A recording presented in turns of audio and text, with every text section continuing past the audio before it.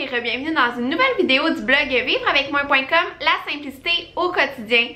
Aujourd'hui, je suis de retour avec une nouvelle vidéo ayant comme sujet la Grande Dépression parce que le mois dernier, j'ai fait une vidéo par rapport à qu'est-ce que les gens mangeaient durant cette période difficile de l'humanité et vous avez été nombreux à vraiment apprécier le sujet, à apprécier la manière que je vous l'ai présenté aussi. Donc, je me suis dit que j'allais vous en parler davantage et que j'allais vous présenter de nouvelles recettes à petit prix que les gens mangeaient durant cette période. Donc, rapidement, c'est quoi la Grande Dépression? En fait, en 1929, à Wall Street, à New York, il y a eu un crash boursier et ensuite de ça, pendant 10 ans, ça a comme plongé les gens dans une période de noirceur, donc vraiment 10 années difficiles. Il y avait de très hauts taux de chômage, des taux atteignant jusqu'à 30% dans certaines régions. Donc il y avait beaucoup de gens qui étaient sans emploi et il y avait comme plein d'événements malheureux, tu sais, que ce soit la sécheresse, le Dust Bowl aussi qu'il y a eu au Canada, qu'il y a eu comme des tempêtes de sable, ce qui a nuit beaucoup aux fermiers. Bref, ça a vraiment été une période difficile et ce que j'aime passionnément de cette période-là, c'est que les gens se sont vraiment débrouillés et ils ont vraiment dû apprendre à vivre avec moins.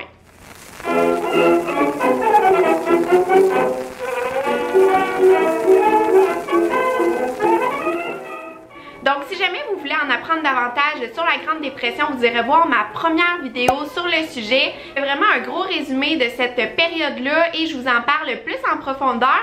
Mais là, aujourd'hui, je vais vous apprendre des nouvelles choses par rapport à cette période-là. Mais aussi, je vais cuisiner 3 recettes directement qui viennent de la Grande Dépression que j'ai trouvées sur différentes sources sur le web.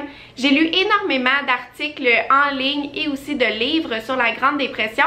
Donc bref, j'ai comme plein de connaissances dans ma tête. Donc les 3 recettes que je vais faire aujourd'hui, premièrement, il y a la soupe aux patates. La deuxième recette que je vais faire, c'est un pain de viande, mais pas n'importe lequel. Cette recette-là a été directement tirée d'un livre de recettes datant de 1938.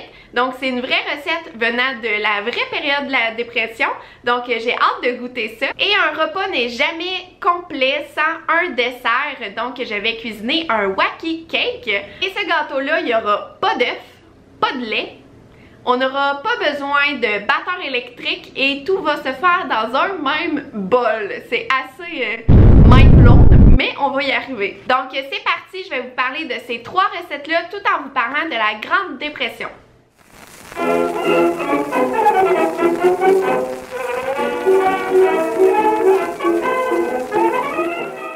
Durant la Grande Dépression, les principaux aliments qui étaient disponibles, c'était surtout les patates, les carottes, les oignons, le navet, le maïs, les fèves, les betteraves, les pois, le concombre et les poivrons verts, ainsi que le céleri. Donc, cette soupe aux patates-là, ça vient vraiment comme jumeler un peu de tous les ingrédients qui étaient disponibles.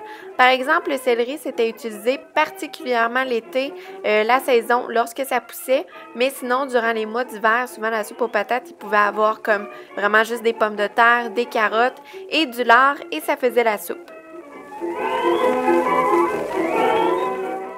À cette époque, probablement qu'ils gardaient la pleure sur les pommes de terre pour vraiment garder tous les nutriments, sinon avec les pelures, ils les faisaient frire pour faire des genres de chips.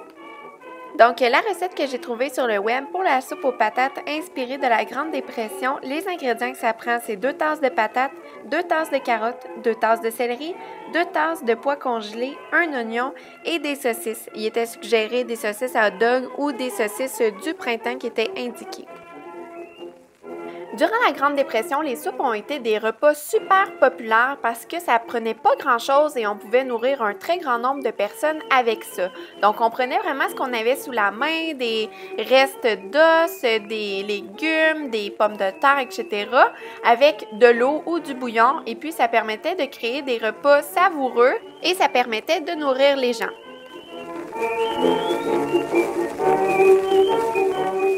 Donc là, c'est le moment que je vais goûter à la soupe. Honnêtement, je trouve, on dirait que ça m'inspire pas grand-chose. Je vais goûter à la soupe.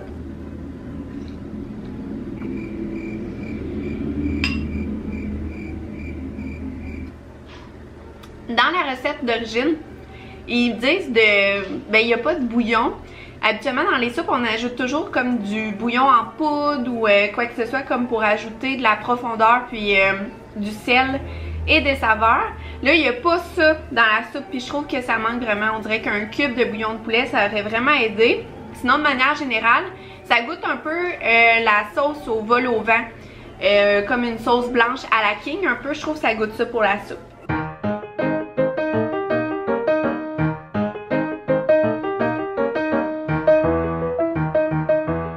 Une autre recette qui a été très populaire durant la Grande Dépression, c'est le pain de viande. Pourquoi ça a été aussi populaire, en fait, c'est que ça permettait de prendre de la viande puis de faire en sorte que ça allait nourrir plus de personnes pour moins cher. Donc, on ajoutait plein de choses dans les pains de viande. J'ai même vu des recettes qui demandaient d'ajouter de l'avoine. On pouvait ajouter des graines de pain, des morceaux de pain, des oignons, des légumes. Bref, on y ajoutait vraiment tout ce qu'on avait sous la main et ça permettait justement d'avoir plus de protéines de viande à offrir dans plus d'assiettes. Ce qui est particulier avec cette recette-là, c'est qu'elle vient tout droit d'un livre de recettes datant de 1938 et la Grande Dépression, ça a duré jusqu'à 1939. Donc, cette recette sort directement de cette époque-là. Par contre, dans la recette, ça demandait des épices à poultry. Cependant, je n'en avais pas, donc j'ai regardé rapidement sur le web voir c'est quelles épices que ça prenait pour ajouter un petit goût. Donc, pour le pain de viande, ça demandait de la viande de bœuf et de porc haché, 2 œufs, une tasse de lait, des biscuits soda, des assaisonnements, sel, poivre, une canne de soupe tomate et des oignons. Qu'est-ce que j'ai appris aussi durant mes recherches sur la Grande Dépression, c'est qu'à cette époque-là, les gens étaient beaucoup plus enclins à manger de la nourriture qui avait été transformée versus aujourd'hui, on préfère manger des aliments frais qui viennent directement de la ferme, mais en 1930 jusqu'à près de 1940, c'était plutôt le contraire. Donc, les gens aimaient beaucoup manger la nourriture qui avait été transformée, comme une canne de soupe tomate, par exemple. C'était plus à la mode et c'était aussi un synonyme de richesse. Donc là, le pain de viande, je l'ai mis au four pendant 45 minutes pour commencer, mais finalement, ça a pris 1h30 pour la cuisson. Pour accompagner le pain de viande, j'ai décidé de faire une boîte de macaroni au fromage. Et oui, le macaroni au fromage Kraft Dinner, ça a été inventé en 1937. C'est vraiment surprenant. Même moi, je pensais pas que ça avait été inventé à cette période-là. Donc, exceptionnellement, j'en ai acheté à l'épicerie juste pour le bien de la vidéo. Donc bref, la petite boîte de macaroni au fromage, ça vient de 1937. C'est à ce moment que ça a été créé. Et à cette époque, lorsque le macaroni au fromage Kraft Dinner est sorti, le coût était de 19 sous par paquet pour 4 portions. Donc j'ai regardé avec le taux d'inflation et tout, 19 sous en 1937, ça vaudrait combien aujourd'hui en 2019? Et ça valait environ 3,32 $. Fait que j'ai trouvé ça assez surprenant. C'est quand même dispendieux, mais quand on pense à ça, ça revenait environ en dollars d'aujourd'hui à moins de 1 $ par portion. Donc c'est vrai que ça reste quand même petit budget pour alimenter une famille de 4. Là, je vais goûter le pain de viande. Le pain de viande, je dois vous dire que la texture, c'est pas vraiment ce que j'aurais aimé que ça donne. Il est vraiment trop liquide, je pense.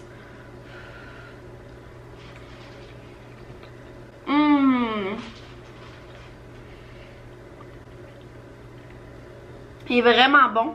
Il goûte un peu le pain de viande de ma mère. Fait que ça me rappelle des bons souvenirs, mais le pain de viande est vraiment bon.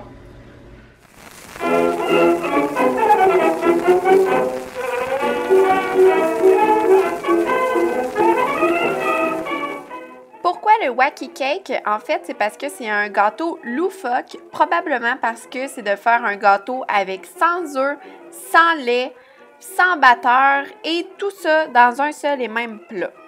Il n'y avait pas non plus de beurre dans cette recette-là, donc c'est pour ça que probablement les gens lui ont donné un drôle de nom, probablement parce que c'était dur de croire qu'on pouvait réussir à faire un beau gâteau qui était aussi délicieux sans les ingrédients principaux qu'on retrouve dans les recettes de gâteaux habituels.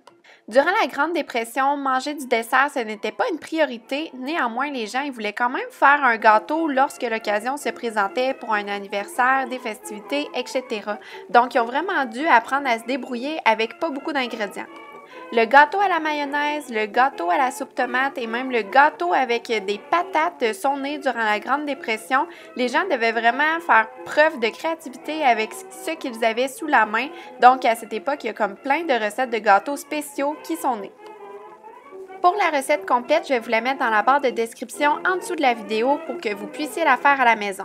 Le temps de goûter. Puis dans le fond, je suis vraiment surprise du résultat. Je m'attendais pas du tout à ce que ça ressemble à ça. Ça fait un peu la texture de brownies, donc j'ai hâte d'y goûter.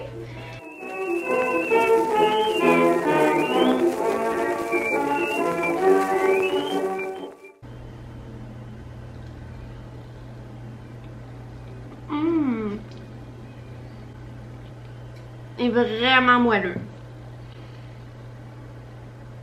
Il est très moelleux. Il n'est pas beaucoup sucré. Puis étant donné que moi j'ai mis de l'huile de noix de coco plutôt que de l'huile végétale, il y a un petit goût de noix de coco, mais honnêtement la texture est comme magnifique. Pour un gâteau sans œufs, sans lait, sans beurre, tout fait dans un même plat super simplement, c'est vraiment un très très bon gâteau. Même la texture est comme super belle. Définitivement une très bonne recette. Aussi, j'ai lu que c'est pendant la Grande Dépression que le gâteau Red Velvet a gagné en popularité. Il y a différentes théories sur le sujet. La première qu'on peut trouver, c'est que les colorants alimentaires auraient gagné en popularité durant cette période. Mais aussi, j'ai lu qu'à l'époque, le mélange du cacao avec le vinaigre, ça faisait comme une petite réaction chimique, ce qui occasionnait en fait la couleur rouge du gâteau. Et ce que j'ai trouvé surprenant, c'est que si vous regardez bien, les contours de mon gâteau au chocolat, c'est un petit peu rouge. Puis dans la recette, et bien évidemment, il y avait du cacao et du vinaigre, ce qui aurait pu occasionner cette petite réaction chimique qui donne la couleur rosée au gâteau. Toujours selon cette théorie, en fait, c'est la composition du cacao qui était un peu différente à cette époque, ce qui faisait en sorte qu'aujourd'hui, on doit utiliser des colorants pour reproduire la couleur rouge, mais sinon, peut-être aussi qu'à cette époque, les gens utilisaient du jus de betterave pour donner la couleur rouge à leur gâteau Red Velvet.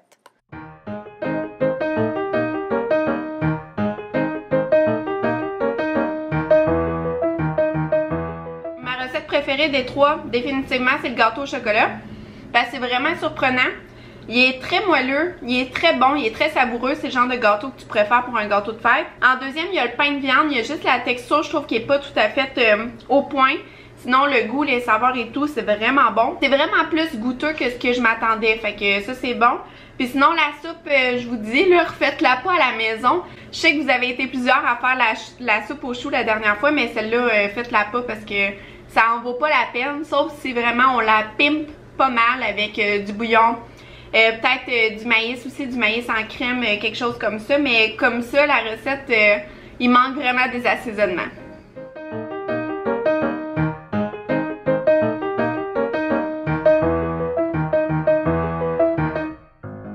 La dernière fois que je vous ai parlé par rapport à ce que les gens mangeaient durant la Grande Dépression, j'ai oublié de mentionner des recettes clés que c'est certains d'entre vous qui m'avaient rappelé, puis ça fait tellement partie maintenant de l'alimentation typique québécoise que j'y avais même pas pensé, et c'est le pudding chômeur. Ça, c'était un dessert de prédilection, surtout au Canada. C'est super simple à faire, on n'a pas besoin de grand-chose.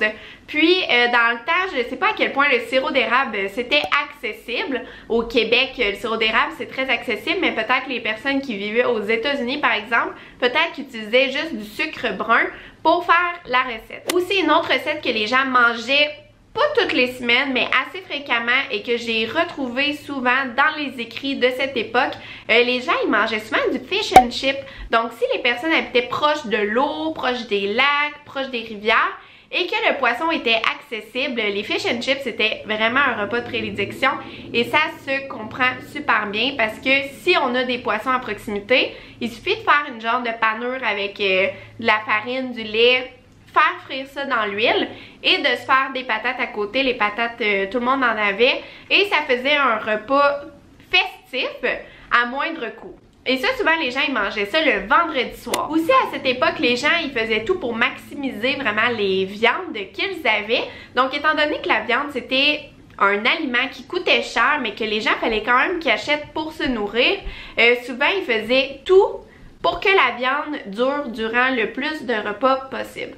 Donc, j'ai lu sur un article, en fait, que dans le temps, ce qu'ils faisaient, par exemple, ils gardaient la coupe de viande pour le dimanche, parce que le dimanche, c'était comme le jour du Seigneur, puis c'était un jour important, un peu un jour de fête, un jour de repos.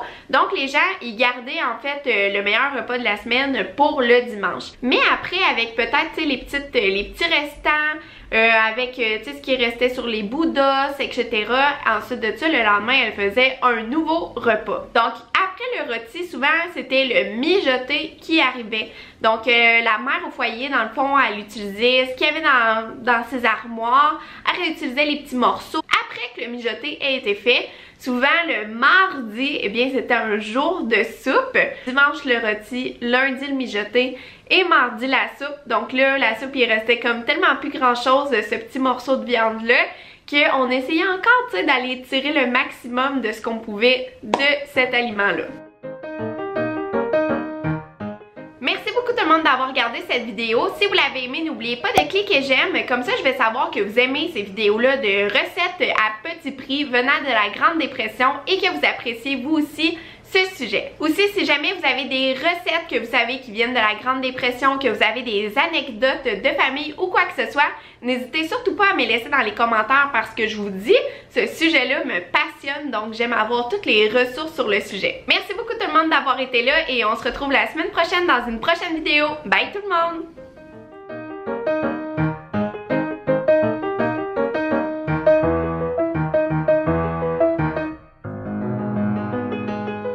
J'allais oublier aussi, n'hésitez pas à vous abonner si les sujets comme la simplicité, vivre avec moins, le minimalisme, des recettes petit budget, des épiceries petit budget sont des sujets qui vous intéressent. N'oubliez pas de vous abonner pour ne rien manquer de mes nouvelles vidéos.